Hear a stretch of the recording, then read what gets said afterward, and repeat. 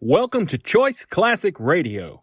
Like us on Facebook, subscribe to us on YouTube, and help keep this show alive by donating at choiceclassicradio.com. For more of your favorite old-time radio shows, join us on our companion podcast, Choice Classic Radio Detectives, where we bring to you tales from the greatest detective shows the golden age of radio had to offer. And now, with 31 episodes made from 1941 to 1942, we bring to you Dark Fantasy.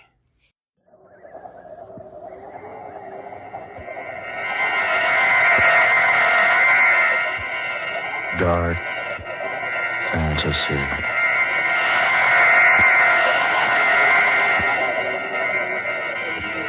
Spawn of the Subhuman.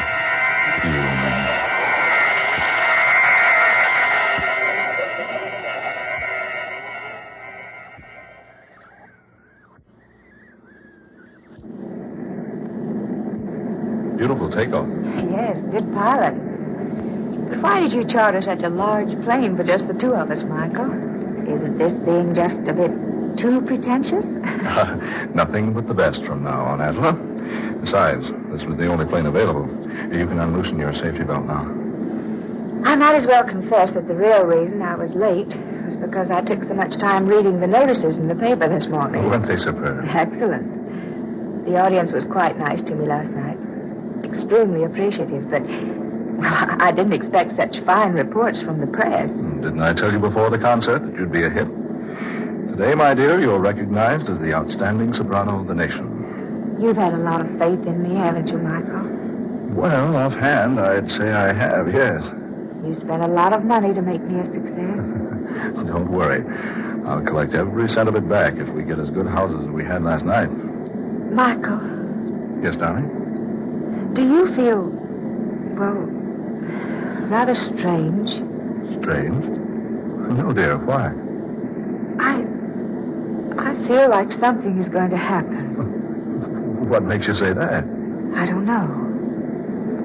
A feeling of impending danger just seemed to come over me all of a sudden. Danger? What possible danger could we be in? I don't know. But I've had this feeling before. It's like someone had spread a shroud down over this airplane. Oh, now that's a peculiar way to talk, Adela. It's the same sort of feeling I had that day Stephen disappeared. Stephen Wilder? Yes. Adela. I was riding in my car that day. I'd been to a matinee with several of my friends. We'd had a glorious time. I was quite happy. So I drove out into the country with the top down on my car. The wind was blowing against the car, just as it's blowing against the plane now. And the sun was glistening on the bright metal of the car, just as it's glistening on the wing out there. Darling, please don't think of that now. Oh, it was a lovely day. Just like today. My heart was very light. I was happy. Thrillingly happy. Stephen and I were to be married within a week. Adela, please. And then, for no reason at all, I had that strange feeling. It just came out of nowhere and settled down around me like a huge cloth might cover the body of someone who had just died. Don't talk that way, darling. It was the strangest feeling I'd ever experienced. Weird. Terrible. It gave me the feeling that 100,000 evil spirits were racing at a maddening pace behind my car, trying to catch up with me, clutch me in their bony, fiendish hands. That was so long ago. 5 years. So long ago. It seems like yesterday. Then, when I speeded up the car, something began to pound in my ears. It's pounding there now, Michael. It's pounding there now. Adela, please. The faster I drove, the more that evil shroud hung over me. I gave the car more gas. More. And then... When they found you in the wreckage, they thought you were dead. I couldn't make the curve. The motor had reached full speed. I could think of but one single danger. The invisible danger that raced there behind me, striving to catch me in its hold. But there was no one. Nothing. Oh, but there seemed to be. And what was so strange, all of a sudden that bright day vanished. Just vanished. Clouds came out of nowhere and hid the sun from sight. Darling, I better pull down this shade on the window. Oh, Michael, wait a minute. Look. Look outside. Clouds. They're flying below them. And they've completely blotted out the sun. The sun will be out in a minute. Oh, it's just like that day. Clouds hiding the sun. Just like they did that day. Oh, just a coincidence. Dark, dreary clouds. Followed by loud bursts of thunder. Listen. Oh, Michael. What does it mean? Nothing at all. Just a thunderstorm. Pilot will go up and fly above it. Why didn't he go up above the storm when he saw it? Oh, I don't know. Because he didn't see it, that's why. Certainly he did. No. Oh, it came up. Just like that day 5 years ago. Out of nowhere. It came up before the pilot was even aware of it. Oh, nonsense. It wasn't nonsense 5 years ago. First clouds, then the thunder, then it began to rain. Well, look for yourself. It's not raining now. It's nothing but an electrical storm. See, we're going above it. Oh, Michael, I'm frightened. There's nothing to be frightened about. There, look. There's the sun again. It was all so strange. That feeling. The clouds hiding behind the sun. The thunder. Sure, but no rain. Mr. Brock? Oh, Michael. Darling, just the pilot talking to us over the talkback system. Push that button right there so I can answer him. Mr. Brock, Miss Rhodes. Yes, pilot, what is it? Don't be alarmed about the storm. We're above it now. Oh, yes, thank you. Just an electrical storm, isn't it? No, sir. It's more than that. It's raining cats and dogs down there. Michael. Rain. Oh, Michael. We're up above the storm. Nothing can harm us here. You remember, don't you? I never saw Stephen Wilder again after that experience I had 5 years ago. Yes.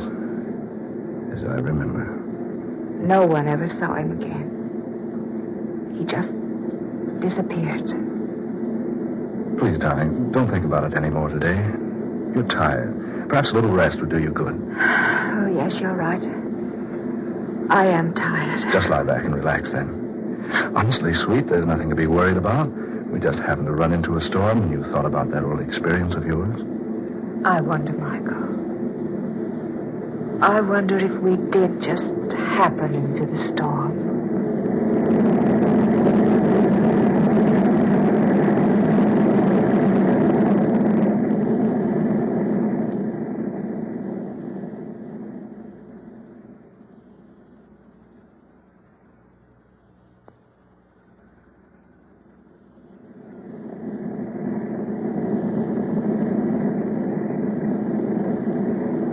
Michael, where are you, darling? Over here, dear. Did you have a good sleep? Oh, I did sleep after all. Why are the lights out? Oh, I turned them out so you'd sleep as long as you could. And I'll switch them back on. There. What time is it? 9:30. 9:30. Oh, Michael, I've been asleep more than 8 hours. I thought you'd never wake up. It's after dark, and you've had the lights off all this time just for me. Well, I guess I'd better admit I got a little sleep, too. Where are we now? Over Mexico. Hey, hungry, dear? Oh, I'm famished. You know, I can't imagine what made me sleep so long. Oh, we land at Centella. We can get food there. Have we landed at all since I retired? No, we're circling now. Well, that's Centella down there. Oh. You better pretty up a bit. This is a secluded part of the country, but you never know who you're going to run into.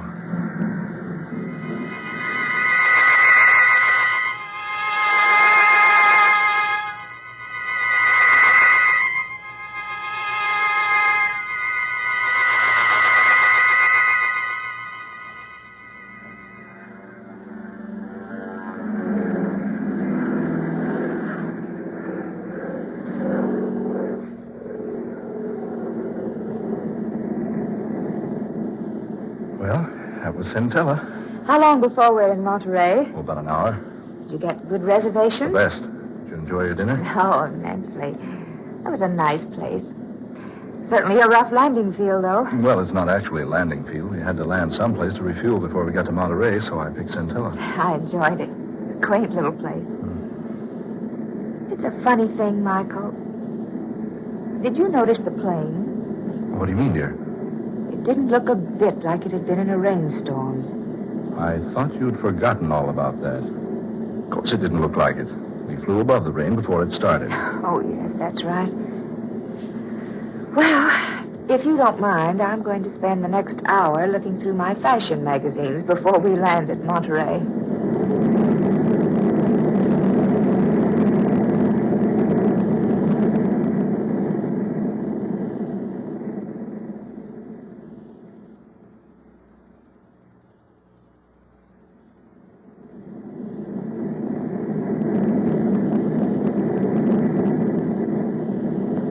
Michael? Yes? Should we be over water? Water? Well, no, of course not. Well, we are. There's water all around us. Oh, let's see. Why, heaven, Adela, you're right. The pilot's off his course. Surely you must realize it. Oh, you better go up and find out. Yes, I will. I'll be right back. Hurry, Michael, for heaven's sake. Right. Door to the pilot's cabin's locked. I say, pilot. Pilot. What's wrong, Michael? Oh, the door to this cabin is locked. Curtain over the windows pulled down inside. Pilot, open up. Look, he's raising the curtain. Michael. Good Lord. A thick, hairy arm. Michael. That's not our pilot at the controls. It's a monkey. A gorilla. Oh, Michael. Are we dreaming? No, it's true. A live gorilla piloting our plane. But that's impossible. No, confounded door's locked. Open this door. Open up. Oh, Michael, be careful. Look at him. Peering back at us. Those little beady eyes. And an expression on his face that almost human. This is fantastic. How in the world did we ever come to be in the air with a creature like that? We had our regular pilot when we landed at Centella. I saw him climb down out of the cabin. So did I. But I never did see him again before we took off. Naturally, his back was to me when I gave him the go-ahead signal. Oh, Michael. Michael, now what? Oh, we're over land. It's bringing the plane down. Oh, Michael.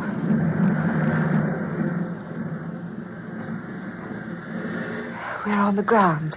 An absolutely perfect landing. He's unlocking the door now. Michael, what's he going to do? Just take it easy. Don't get excited. Whatever you do, don't run and make a fast movement. Don't let him know you're afraid of him. Just standing there, looking at us. Whatever you do, don't let him know you're afraid of him. You don't have to be afraid of me. Michael. That creature talked. Of course I talk. Oh, we're a couple of fools, Attila. Just our pilot playing a trick on us, dressed up in a monkey suit. There is no trickery. I am not your original pilot. What? I joined you at Centella, where I came to meet you for Dr. Luther. Dr. Luther? Yes. He's waiting for you. Come, follow me. Steady, darling. Come on. We'd better follow him. Here's the doctor now. Well, Stephen, I see you brought our visitors. Yes, doctor. Yes, just as I directed you. Welcome, Adela Rhodes, and welcome to your lovely, lovely voice. I say, look here. And welcome to you, Mr. Brock. I'm so sorry that you will be of no assistance to me. However, you may be interested in what I have planned. Now, listen, Dr. Luther. I want to know what this is all about. You will learn what it is all about, and without delay, I assure you. Come, Stephen. Don't be so inhospitable. Show our guest into the laboratory.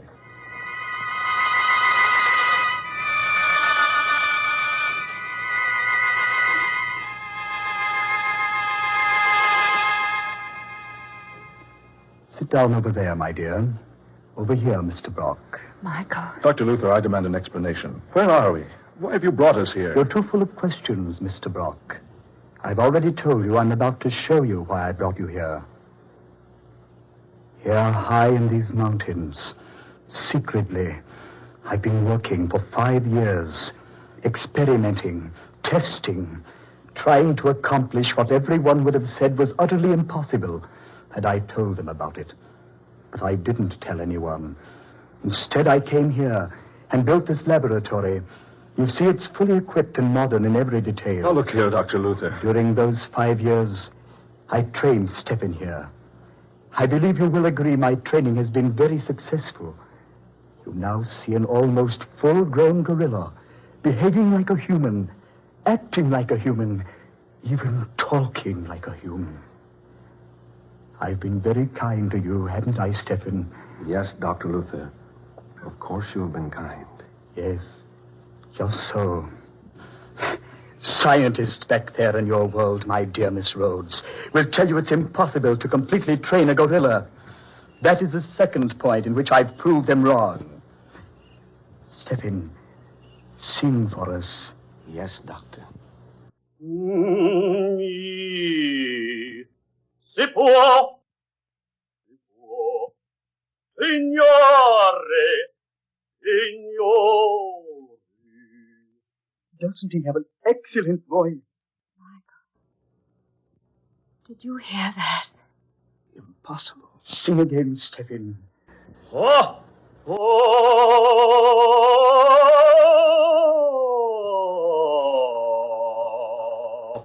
You see, soon he will be world famous. I shall travel with him, take him to the 4 corners of the earth, and show people how well my gorilla sings. Oh, Michael. I can't believe it. That's Stephen Wilder's voice. It can't be. Ah, but it is. Yes. Now I remember. Now I know who you are, Dr. Luther. Stephen Wilder had an appointment with you that day he disappeared 5 years ago. I'd forgotten all about it, but I just now remembered. So that's what happened to Stephen Wilder. You kidnapped him and brought him here and... You... Precisely. I brought him here to do what others said could never be done. When I chloroformed him 5 years ago and brought him here, I thought I was ready. But my gorilla wasn't. So I had to wait. 3 months ago, I performed the operation. Operation? I removed the vocal cords from the man and grafted them into the gorilla. Oh. This is ridiculous. A thing like that can't be done. Oh, surely you don't deny the proof I've just given you, Mr. Brock. Stephen, sing.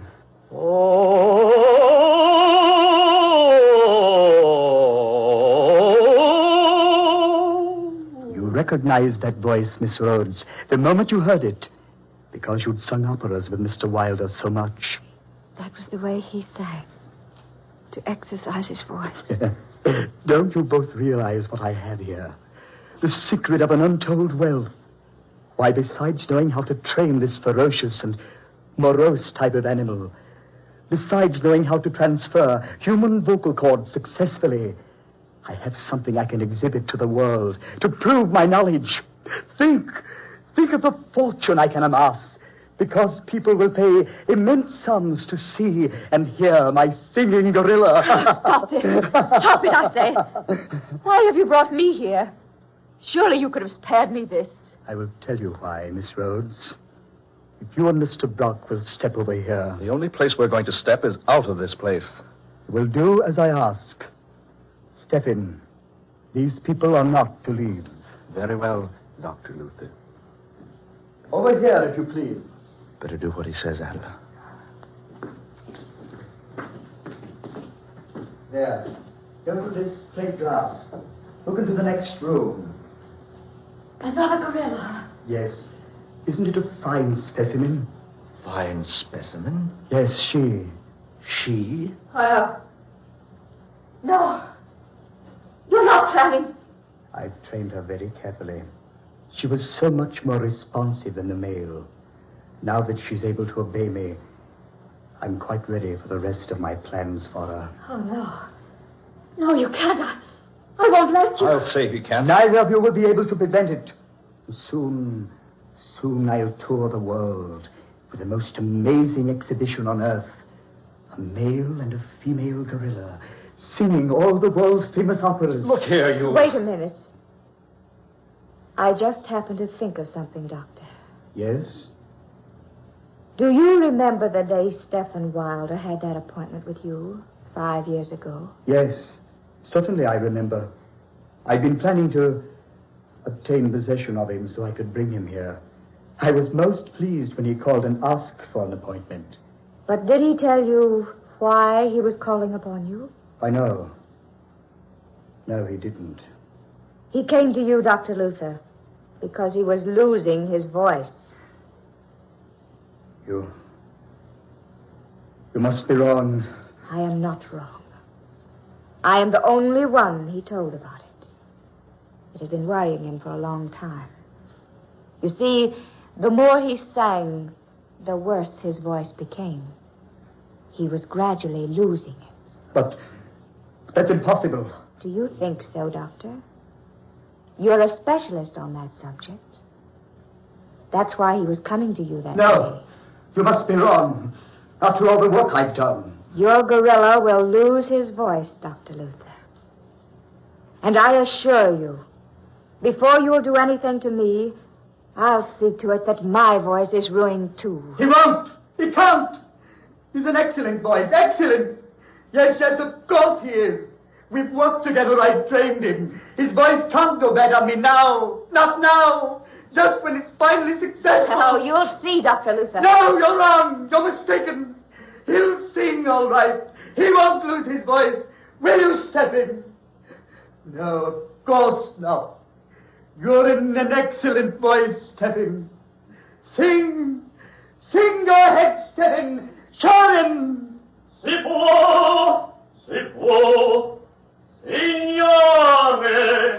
signore. There. You see? Did you hear that?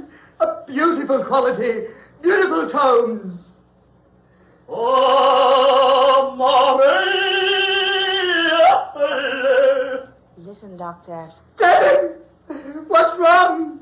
Try again. Oh, Maria. Now you think I'm wrong. So, it's true. Stephen, you devil. After all I've done, after all my work, this is what I get as a reward. I sacrificed everything. My position, my career, all my money, and this is what happens. Well, there's one way, Stephen. By heaven, there's one way. Get back, Adler. You got a gun. No, Dr. Luther. That would have hit that beast, but look at him. Stop! No, Stephen! Stephen, no! Stephen, let go of me! No, Stephen!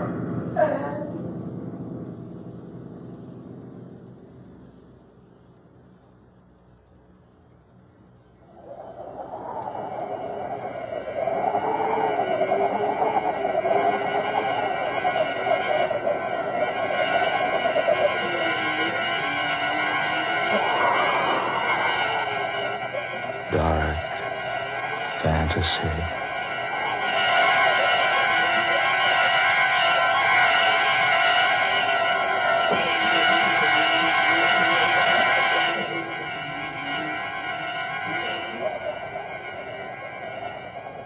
You have heard Spawn of the Subhuman, tonight's original tale of dark fantasy by Scott Bishop. Ben Morris was heard as Michael Brock, Eleanor Naylor Corrin was Adler Rhodes, Garland Moss played Dr. Luther, and Muir Height was the gorilla. Next Friday night at this same time, listen to the 16th in this series of dark fantasy dramas created by Scott Bishop, The Man with the Scarlet Satchel. The story of an aged millionaire who receives a child's set of modeling clay as a practical joke, but who turns the gift into an incredible and weird instrument of destruction. Don't miss this unusual story next Friday night, The Man with the Scarlet Satchel. Tom Paxton speaking. Dark Fantasy comes to you from WKY, Oklahoma City. This is the National Broadcasting Company. That concludes today's episode. We'd like to thank you and remind you to donate at choiceclassicradio.com.